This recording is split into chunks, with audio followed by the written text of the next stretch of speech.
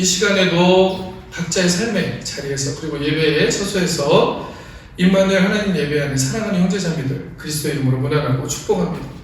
오늘은 사순절 셋째 주일로 예배합니다. 성서 본문은 이사야서 55장 1절에서 3절의 말씀을 가지고 가장 확실한 은혜라는 제목으로 성령이 깨닫게 하심을 간구하면서 우리 말씀을 나눠보고자 합니다. 이 사순절이라는 거 저번에도 말씀드렸지만 사순절은 40일간의 기념일이라는 뜻입니다. 테스아코스테라는 그리스도인데 주님의 고난을 생각하면서 그 40일을 준비하고 그 준비 기간 동안 예수님의 부활을 기다리는 그러한 의미로 사순절이라는 걸 시작했습니다. 40을 생각한다 뭐 그런 뜻이죠. 40일간의 기념일 그런 뜻입니다. 또 다른 의미로는 예수님이 광야에서의 40일간의 그 시험받은 그 기간들을 또한 기억하는 의미에서도 또 40일을 아마 제정했던 걸로 이렇게 교회사적으로 알고 있습니다. 예수님은 이처럼 이 세상에 육신을 입고 오셔서 무엇인가를 이루시고 가셨습니다. 뭔가를 이루고 가셨죠. 그냥 왔다가 그냥 간 게 아니고요. 뭔가 그분이 이 육신을 입고 말씀이었던 하나님의 말씀이셨던 말씀 자체셨던 하나님 자체셨던 예수님이 육신의 옷을 입고 이 땅에 오셔서 우리와 똑같은 육신으로 살아가시면서 이루은 것이 있었습니다. 그리고 성서는 오늘 성서 본문에서도 나오는 것처럼 너희는 귀를 기울이고 내게로 나와 들으라 라고 자꾸 그것에 대해서 요청을 하십니다. 뭔가 들려주고 싶은 이야기가 있다는 거죠. 내가 너희들을 위해서 어떠한 일들을 했고 어떠한 일들이 계획되어져 있고 그리고 우리 사람들의 삶 가운데서 하나님께서 우리와 어떠한 관계를 가지고 싶은지를 자꾸 얘기해주고 싶은 그 사랑의 이야기가 성서에 많이 담겨 있습니다. 이사야서에도 오늘 3장에 보면 오늘 3절에 보면 너희는 귀를 기울이고 내게로 나와 들으라 그리하면 너희 영혼이 살리라 내가 너희를 위하여 영원한 언약을 맺으리니 곧 다윗에게 허락한 확실한 은혜다 라고 하나님께서는 말씀하십니다. 우리가 귀를 기울이고 우리가 계속적으로 하나님이 말씀하시고 초청하는 그 어떤 메시지가 있는데 우리 삶에 각자의 다른 메시지를 잃을 겁니다. 분명히 똑같은 메시지가 될 수가 없어요. 왜 그러냐면 보내주시는 하나님의 메시지는 사랑의 메시지지만 우리가 살아가고 있는 상황과 정황 가운데서 들려지는 그 메시지는 또 나와 하나님 관계 안에서 드러나는 사랑의 메시지가 되기 때문인 것이죠. 그런데 중요한 것은 뭐냐면 그 말씀을 듣고 하나님의 말씀에 귀를 기울이려고 할 때 그것이 바로 생명의 자리가 될 수 있다. 그리고 이것을 하나님께서는 허락하셨다라고 말씀을 하고 있는 것입니다. 이 놀라운 사실이 드러나 있는데 사실은 감춰진 것이 아니고 드러난 것이죠. 그리고 예수님의 오심으로 더 육신으로 살아가시면서 그것을 확정적으로 보여주셨던 것입니다. 근데 이 은혜의 사실을 우리는 알고 있는데 그리고 머리로도 사실은 믿습니다. 그리스도인들은 예수님을 고백하는 사람들은 예수님이 구주로 고백하는 사람들은 머리로도 알고 있죠. 그러니까 우리 알므로 이미 알고 있습니다. 이해하고 있습니다. 그리고 가슴으로도 받아들였을 것입니다. 그런데 왜 그런지 우리의 삶이 살아가다 보면 이렇게 놀라운 은혜라는 것이 과연 정말 나에게 주어진 것일까? 라는 어떤 때는 질문이 들 때도 있어요. 아니면 그것을 믿는다고 하지만 그 사람의 삶을 보면 그 전적인 은혜, 하나님께서 부어주신 이 은혜를 마치 받아들이지 못한 것처럼 살아갈 때가 있습니다. 우리가 알지도 못한 사이에 그렇게 살아갈 때가 있어요. 왜 그럴까? 라고 생각해 봤을 때 우리는 사실 이 세상의 조건부적인 사랑 그리고 조건이 달려있는 은혜라는 것 그레이스라고 해도 저 사람이 나에게 이렇게 호의를 베푸는 거는 뭔가 이유가 있을 거예요. 그러니까 원인을 찾으려고 하는 거죠. 이유 없는 사랑은 없다라고 생각하는 거예요. 이유 없는 은혜는 없다라고 생각하는 게 사실은 이 세상의 가치입니다. 뭔가 목적이 있으니까 나한테 왔겠지. 아니면 뭔가 이유가 목적이 아니더라도 목적이라고 하면 너무 속물처럼 들리니까 그렇다면 뭔가 이유가 있으니까 왔겠지. 당신이 뭔가 내가 좋든지 그것도 이유가 될 수 있겠죠. 뭔가 무슨 이유가 되겠죠. 그렇게 있으니까 왔겠지라고 생각하는 게 우리들이 가지고 있는 일반적인 사고예요. 그리고 그 일반적인 사고 안에서 성서를 이해하고 하나님의 은혜를 이해하려고 합니다. 그렇게 될 때 어떤 사건이 드러나냐면, 분명 머리로는 그리스도가 나의 구주가 되신 걸 알고, 예수님이 내 죄를 대신해서 돌아가셨다는 것도 알고, 내가 그리스도의 자녀로서 이 세상에서 그렇게 그 길을 걸어갈 때 나에게 물론 세상의 가치와 다른 어떤 고난이나 핍박들도 있을 것이고, 나에게 불리한 것으로 적용하는 결정들을 해야 될 때도 있겠지만, 궁극적으로 하나님이 우리에게 그 진리의 길로 갈 때 놀라운 풍성함으로, 그러니까 영적인 것, 육적인 것, 또 혼적인 것, 모든 것에 대한 풍성함으로 이끌어 주실 것이라 대한 그러한 고백들도 있습니다. 그런데 그것을 삶에서 직접적으로 실천하지 못할 때가 많다는 거죠. 내가 그것을 정말 그 길을 가고 있는 사람이다라고 내가 느끼지 못할 때가 많다는 거예요. 왜 그럴까는 방금 말씀드린 조건부적인 사랑이 익숙해져 있기 때문입니다. 뭔가 대가가 있어야 돼요. 대가 없이라는 말에 대한 우리는 사실은 어떻게 보면 거부감이 있어. 그리고 대가 없다는 거는 어떻게 생각하냐면요. 아니, 그거는 뭔가 문제가 있죠. 그냥 준다는 거는 뭔가 문제가 있으니까 주는 거 아닙니까? 이거 너무 값싼 거 아니에요? 라고 생각할 수도 있다는 거죠. 그게 우리가 가지고 있는 이 생각이 태어나면서 가지고 있는 이 문화가 주는 가치관이었기 때문에 이 생각들에 사로잡혀서, 아니면 이 문화적인 판단에 사로잡혀서 우리는 정말로 하나님의 은혜의 강물들이 우리 앞에서 흐르고 있는데, 거기에 우리의 삶을 던질 수 있는 용기가 없을 때가 오히려 더 많다는 것을 이야기합니다. 그것은 나의 삶 전체를, 나의 존재 자체를 그 하나님의 은혜에 던져버리는 그 신뢰가 일어나지 않을 때가 많다는 것이죠. 문제가 어디 있습니까? 하나님의 말씀과 초청을 듣는 나에게 있습니다.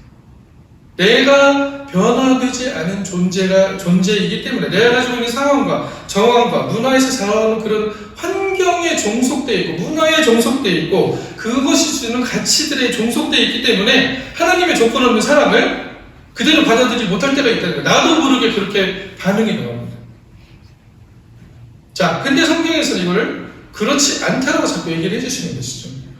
그러면서 너희는 이사야서 보면 이런 말씀이 있어요. 오늘 본문 말씀 말고 이사야서 다른 본문에 보면, 너희는 여호와를 만날 때 찾고 가까이 계실 때 그를 부르라고 얘기하시면서, 그 길을 버리고 생각을 버리고 하나님께 돌아오면 하나님께서는 언제나 긍휼하게 여기시고 너그럽게 용서하시겠다라고 하시는 말씀이 있습니다. 그 이유가 뭐냐면 그 다음 절에 내 생각이 너희 생각과 다르다고 얘기해요. 그래서 내 길도 너희 길과 달라서 너희가 생각하는 것 같이 그런 조건부적인 사랑이나 조건부적인 어떤 은혜를 가지고 지금 그런 기쁜 소식을 이야기하고 있는 것이 아니라는 것을 얘기하고 있는 것이죠. 내 생각이 너희 생각과 다르다는 것은 어떤 다른 차원의 얘기를 하는 것이 있는 것은 맞는데요. 분명히 우리가 이해하고 있는 방식과 하나님이 말씀하시는 언어의 기준도 다르다는 것을 얘기하고 있는 것입니다. 하늘이 땅보다 높은 같이 내 길이 너희 길보다 높고 내 생각은 너희 생각보다 높다라고 얘기하시는 의미가 사실은 어떤 수준이 낮고 높음의 의미가 아니고요. 그 정도로 하나님께서 이야기하시고 이해하시는 사랑의 폭에 대해서 말씀하고 있는 것이죠. 아까 우리 찬양한 것처럼 하나님이 우리에게 가까이 계신다고 우리는 말씀합니다. 그리고 매 순간 우리에게 그 기회가 주어지고 있습니다. 성서는 그렇게 증언하고 있어요. 하나님은 지금도 우리에게 오셔서 무엇이라고 말씀하시냐면 가까이 있다라고 말씀하시는 거예요. 그러면서 그를 부르라고 얘기합니다. 그럴 때 긍휼히 여겨주고 용서해 주겠다. 무엇을 용서해 준다는 겁니까? 우리의 길을 가고 있는, 우리가 생각하고 있는 그 은혜의 이해의 방식들, 우리가 생각하고 있는 구원의 방식들, 우리가 생각하고 있던 어떤 복음의 방식들, 신앙의 방식들의 그 제한적인 방식에서 훨씬 더 자유할 수 있고 넓을 수 있는 진정한 하나님의 세계를 만나게 해줄 수 있다라고 얘기하는 것이죠. 그런 의미에서 성서는 다른 편으로 보면요, 사랑의 이야기이면서 우상을 파괴하는 이야기이기도 합니다. 수많은 우상의 이야기들이 성서에는 등장합니다. 그런데 가장 깨기 어려운 우상은 무엇이냐면 밖에서 만들어지는 무슨 우상이라고 해서 아이돌이라고 해서 밖에서 만들어지는 어떤 상이 아니고 신상만을 얘기하는 게 아니에요. 가장 깨기 어려운 우상은 어디에 있습니까? 내 안에 있다는 것이죠. 내가 스스로 신이 되고자 하는 그 마음, 그 지혜, 내가 알고 있는 것이 완벽하고 절대적이라고 얘기하는 그 지혜가 바로 하나님이 되고자 하는 아담과 하와가 가지려고 했던 지혜였던 것이기 때문입니다. 그래서 성서는 사실 우상 파괴를 얘기하면서요, 내 안에 있는 나까지도 지적하고 있는 것이죠. 저는 그렇지 않은데. 그렇게 얘기할 수 있습니다. 그리고 우리는 성서에서 수많은 바리새인들의 얘기를 들으면서 어떻게 생각합니까? 저도 마찬가지입니다. 저는 바리새인이 아니죠. 저는 바리새인 아니에요. 그렇게 생각합니다. 바리새인이 과연 뭘까요? 뭐가 바리새인일까요? 성서가 이야기하는 바리새인, 그 서기관들, 사두개인들, 그 사람들의 삶의 모습을 얘기하는 거죠. 그 모습이 우리 안에 드러난다면 우리도 바리새인이에요. 자, 그래서 하나님께서는 그 길을 알기 위해서 우리에게 돌아오도록 요청을 하고 있는 것입니다. 그러면서 문을 활짝 열어놓고 기다리고 계신다는 거죠. 너그러이 용서하시겠다라고 얘기하는 것입니다. 그렇게 될 때만이 거기에 진정한 평안과 행복이 있기 때문에, 거기에 안식이 있기 때문입니다. 안식이라는 건 쉼이죠. 우리가 쉰다는 것은 무엇을 의미하겠습니까? 이 쉰다는 것은 구원의 의미입니다.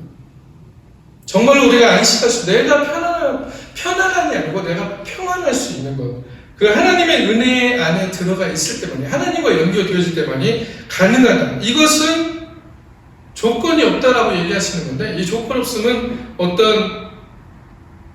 바꿔서 이야기하면 조건이 없다는 것은 내가 이 사람과 저 사람을 차별하지 않겠다는 의미도 되는 것입니다. 하나님은 그래서 모든 사람들을 차별하지 않으시는 것이죠. 마태복음에 보면 그 같은 의미로 어떠한 말씀을 하시냐면 선인과 악인에게 해와 비를 내리시는 하나님의 사랑에 대해서 이야기합니다. 그러면서 하나님의 온전하심 같이 너희도 온전하라 라고 요청을 하시는데, 그 요청의 앞줄이 그거예요. 선인과 악인에게, 우리가 생각하는 악인에게도 하나님은 똑같이 해와 비를 내리신다는 것입니다. 그것이 바로 하나님의 온전함이라고 얘기하고 있는 거죠. 여기서 우리는 우리의 삶을 다시 한번 돌아봐야 됩니다. 우리가 종교적이 될 때, 신앙인이 아니고 종교인이 될 때 어떻게 됩니까? 하나님의 말씀대로 산다고 하면서 우리는 그것을 우리가 생각하는 하나님의 말씀의 길은 이것이야 라고 정해놓은 그 길에서 벗어나는 사람들에게 거룩하지 못하다고 이야기하고, 그 사람들을 당신은 죄인이에요, 당신 같은 사람하고는 내가 상대할 수 없어요 라는 이런 구분이 되어지는 과정들, 판단의 과정들, 이게 바로 어떤 과정이냐면요, 이게 바로 바리새인의 과정입니다. 이게 바리새인이에요. 다른 게 바리새인. 저는 아니에요. 바리새인은 성경에서 제일 나쁜 사람인데 어떻게 제가 될 수 있어요? 우리가 그 모습을 가지고 있습니다. 그래서 제가 어떤 분한테 그 얘기를 했어요. 그래도 죄의 경중이 있잖아요. 어떻게 내가 살인을 저지른 사람하고 저하고 똑같이 같은 죄라고 생각하십니까? 라고 얘기를 했을 때, 하나님이 보실 때 우리가 가지고 있는 우리의 죄는 도덕적인 범주의 죄가 아닙니다. 많은 사람들이 기독교를 도덕적인 범주 안에 들어있는 종교로 오해할 때가 많죠. 그렇지만 또 기독교는 도덕 종교가 아닙니다. 우리가 만들어내고 있는 옳고 그름의 안에 있는 도덕적인 것들, 모랄, 그 안에서, 아니면 윤리, 규범, 이 안에서 그것을 지키고 안 지키고를 통해서 죄인이 되고 거룩하게 되고가 아니라는 거죠. 성서는 그렇기 때문에, 사람이 만들어내는 종교는 그렇다는 것을 알고 있어요. 그렇기 때문에 분명하게 얘기를 해버리죠. 모든 사람이 죄를 범했으면 하나님의 영광에 이르지 못한다. 당신들은 하나님이 볼 때는 똑같은 죄인이라는 것을 얘기하고 있습니다. 근데 우리는 그거를 받아들일 수가 없죠. 내가 어떻게 그렇게 살인하는 사람과 똑같습니까? 저는 그렇지 않습니다. 그런데 예수님께서는 그것마저도 뒤집어 엎는 것이죠. 하나님께서는 하나님의 말씀 그것마저도, 그런 생각마저도 뒤집어 엎는, 이것이 어디서 생겨났냐, 비교하는 데서 생겨났다는 것이죠. 비교는 창세기에서부터 시작됐습니다. 누가 시작했습니까? 뱀이 하와에게 묻죠. 하나님과 같이 될 수 있는 열매를 이야기하면서 비교를 시작하게 합니다. 이 비교는요, 그렇기 때문에 이게 하나님 나라에서는 없는 언어예요. 그 비교의 터널을 떠나지 못하기 때문에 우리는 자꾸 내가 다른 사람들과 비교하면서 나는 조금 더 거룩하고 나는 조금 더 죄가 덜 없는 것 같으니까 내가 좀 더 낫지 않나? 저 사람보다? 그런 생각을 하게 되는 것이죠. 그래서 예수님은 마태복음 3장 9절에 이렇게 말씀하시죠. 속으로 아브라함이 우리 조상이라고 생각하지 마라고 얘기했습니다. 그러면서 내가 너에게 얘기해 주는데 하나님이 능히 이 돌들로도 아브라함 자손이 되게 할 수 있다. 유대인들의 가장 큰 금지가 뭐였습니까? 아브라함의 자손이었어요. 아브라함은 하나님의 명령을 쫓아 정말 놀라운 신앙의 길을 걸어가며 하나님의 친구였고 하나님이 정말로 의로 여겼던 사람 중에 하나였죠. 우리가 그 조상을 가지고 있기 때문에 우리는 그런 선택받은 백성이고 의로운 사람들이라는 자긍심이 엄청나게 있었습니다. 그런데 그것이 비교에서 시작됐다는 것을 인식하지 못하고 있었던 거예요. 그걸 통해 자기들이 우월하고 신앙적으로 우월하고 좀 더 거룩하고 같이 죄를 짓지만 나는 그 정도 죄는 짓지 않아요. 그래도 난 저 정도는 아니에요 라고 하는 그 마음들이 바로 성서는 바리새인적인 마음이라고 얘기하고 있는 것입니다. 예수님은 사람들을 죄인이라고 우리가 여기서 살펴봐야 되는 것은 우리의 삶의 꼴이 아니고 예수님의 삶의 모습입니다. 예수님이 육신으로 오셔서 살아가셨던 모습은 어땠습니까? 사람들이 죄인이라고 차별적으로 차별하지 않으셨죠. 죄인들과 함께 앉지 않는 그 수많은 유대인들의 비난을 받으면서도 죄인들과 또 세리들과 또 수많은 사람들과 같이 식사를 하시고 같이 교제를 하셨습니다. 혐오하거나 배타적으로 대하지 않으셨습니다. 오히려 나에게 오라.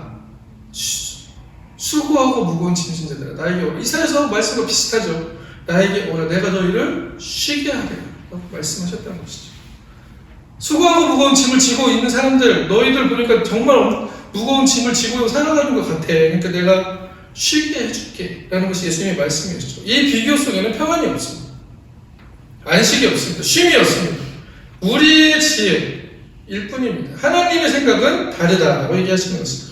그래서 예수님이 오늘 본문에서 이사야서에서도 너희가 어찌하여 양식하는 것을 위하여 은을 달아주며 배부르게 못할 것을 위하여 수고하느냐 내가 내게 듣고 들을지어다라고 말씀하시는 그 말씀의 의미가 거기에도 있는 것이에요.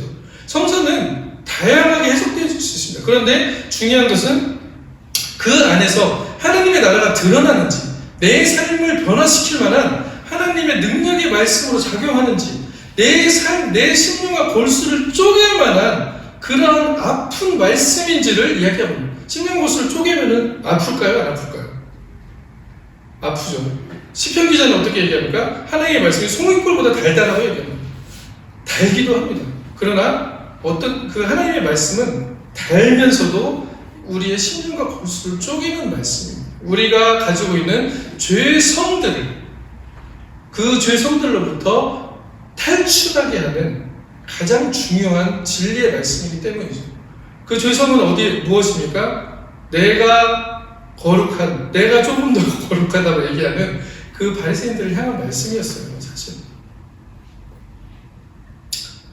그러면서 이게 왜 양식하는 것을 위하여 은을 달아줘 배부르게 하지 못할 것을 위하여라고 하는 말씀은 우리가 생각하고 우리가 구하고 있는 지금 생각하고 있는 모든 사람들이 얘기하는 뭐 먹고 살지라고 얘기하는 그 문장들이 많지 않습니까? 당연히 우리가 살아가면서 먹고 살 것들이 있어야 되죠. 그런데 성서에서는 그 먹고 살 것들이 지금 우리가 살아가고 있는 것에 있어서 목적이 되어지는 것이 아니고 그것이 목적이 되어질 때는 어떻게 되어지냐면 결국은 이것이 나를 배부르게 해주고 우리에게 진정한 양식이 될 것 같지만 궁극적으로 그것은 우리에게 진정으로 배부름과 양식으로 다가올 수 없다는 것을 이야기해주기 때문입니다. 그렇게 배부를 것 같고 돈을 투자하고 양식을 얻을 것 같고 그렇게 살아가는 것이 그냥 현실의 삶이라고 생각할 수 있지만 성서는 이런 삶들 이것이 그냥 최고의 목적이 돼서 살아가는 삶을 양식 아닌 것을 위하여 은을 달아주고 배부르게 못할 것을 위하여 수고한다라는 것으로 이해하고 있다는 것이죠. 그것은 궁극적으로 우리에게 진정한 만족을 채워줄 수 없고 마음에 쉼을 줄 수 없기 때문이에요. 사실 그 많은 과정들을 보십시오. 우리가 살아가고 여기서 지금 살아가는 과정에서 그래서 여기를 떠나자는 얘기는 아닙니다. 이 세상을 부정하는 얘기는 아닙니다. 그 과정에서 우리가 그렇게 고통받으며 괴로워하며 어떤 것을 이루기 위하여 힘쓰고 애씀이 정말 하나님 나라를 위한 삶이었는지 아니면 나의 목적을 위한 삶이었는지에 대한 돌아봄에 대한 이야기라는 것입니다. 그래서 예수님이 마태복음 23장 5절에 나는 마음이 온유하고 겸손하니 내 명예를 메고 멍에를 메고 나한테 배워라. 그러면 너희 마음이 쉼을 얻을 것이다 라고 얘기하는 것입니다. 예수님의 멍에는 무엇을 의미하는 것일까요? 멍에라는 것은 성서에서 이야기하는 멍에는 사실 소 2마리의 비유로 이야기할 수가 있습니다. 무슨 말이냐면 소 2마리가 밭을 가는데 소에 올려놓는 멍에가 있습니다. 그 멍에는 소 2마리를 연결하고 있어요. 그래서 마라소라는 소는 바깥쪽에 씁니다. 마라소는 어떤 소냐면요, 일을 지금 배우는 소예요. 일에 서툰 소. 그리고 안쪽에 있는 소를 안소라고 하는데 그 안소는 일에 아주 익숙한 소입니다. 그래서 그 멍에로 둘이 연결되어 있어서 그 멍에를 통해서 안소가 가는 대로 마라소가 따라가면, 초보소가 따라가기만 하면 그는 아주 쉽게 자기의 일들을 하면서 걸어갈 수 있다라는 의미에서의 멍에를 성서는 이야기하고 있는 것입니다. 나의 멍에를 메고라는 말을 들었을 때 저도 그렇고요. 사실 어떻게 보면 이거 나도 뭐 나의 십자가를 지고 나도 좀 이렇게 더 어려운 삶을 살아가는 것이 이 성서의 자기 십자가를 짐의 의미인가? 아니면 정말 이 멍에를 매라는 것이 예수님의 그런 십자가의 멍에를 매라는 것인가라고 이해를 할 때도 있었습니다. 그러나 사실 그 멍에라는 것은요, 그런 의미.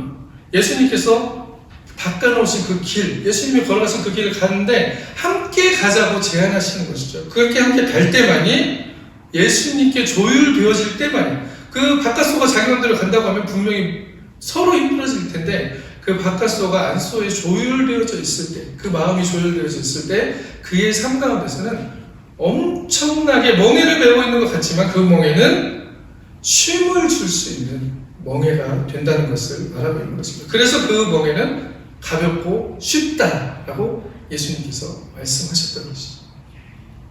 너희 목마른 자들아 물로 나오라. 돈 없는 자도 오라. 와서 먹되 돈 없이 값 없이 포도주와 젖을 사라고 예수님께서는 그렇게 말씀하고 있는 의미가 바로 그것입니다. 그냥 준다는 의미는요, 함께 걸어가자는 의미입니다. 나한테 한 수 배워 라고 하는 의미일 수도 있죠. 어떤 존재에게 한 수 배울 수 있을까요? 우리는 정말로 배울 수 있는 존재를 발견해야 되지 않겠습니까? 우리가 누구에게 배우러 다니고 있습니까? 우리도 수많은 과정들을 거쳐왔잖아요. 수많은 사람들이 어떻게 하면 무엇이 잘 되고 어떻게 하면 잘 되는 비법에 대해서 얘기하고 그런 것들을 강의를 하고 그렇게 살아가지 않습니까? 우리의 삶과 성공과 궁극적으로 그것을 통해서 이루어질 행복, 어떻게 하면 행복할 것인지에 대한 그런 강의들이에요. 아니면 뭐 세미나들이에요. 근데 그것을 진정한 한 수를 우리에게 알려줄 수 있는 분이 성서는 누구라고 얘기했습니까? 바로 예수 그리스도인데 그 길과 함께 내 마음이 조율되어져 있을 때만, 우리 기타 치시는 우리 목사님 기타가 조율이 안 되면 소리가 이상하잖아요. 그런 것처럼 이 조율되어져 있을 때만이 우리가 정말로 내 멍에가 그리스도의 멍에와 연결되어서 그 그리스도의 쉽고 가벼운 멍에가 되어줄 수 있다는 것을 얘기합니다. 수고하고 무거운 짐을 지고 우리는 걸어가는 거죠. 너무나 힘든 길을 걸어갑니다. 그러면서 삶이 녹록치 않다라고 얘기합니다. 그러나 성서는 얘기합니다. 거기로부터 자유할 수 있다는 것을 얘기합니다. 그러면서 그리스도를 이야기하고 있습니다. 그리스도는 나에게 무슨 의미일까요? 그리스도는 오늘날 나에게 누구입니까? 그 질문은 여러분들이 하나님과 함께 발견해야 되는 삶의 예정 가운데서 계속적으로 발견해야 되는 것입니다. 하나님의 나라를 찾는 사람들이 바로 그러한 존재인 것이죠. seeking, 계속적으로 구하는 것입니다. 하나님의 나라를 구한다는 것은 계속적인 현재 진행이에요. 그렇게 살아갈 때 내 삶이 그리스도와 조율되어지고 우리의 삶 안에 하나님이 너와 함께하고 있구나. 정말 네 삶을 보니까, 네 인생을 보니까 하나님이 너와 함께하고 있구나 라는 것을 다른 사람들 입을 통해서 들려줄 수 있게 된다는 것이죠. 이러한 놀라운 복과 체험이 여러분의 삶에 드러나기를 그리스도인으로 간절히 축원합니다. 아멘.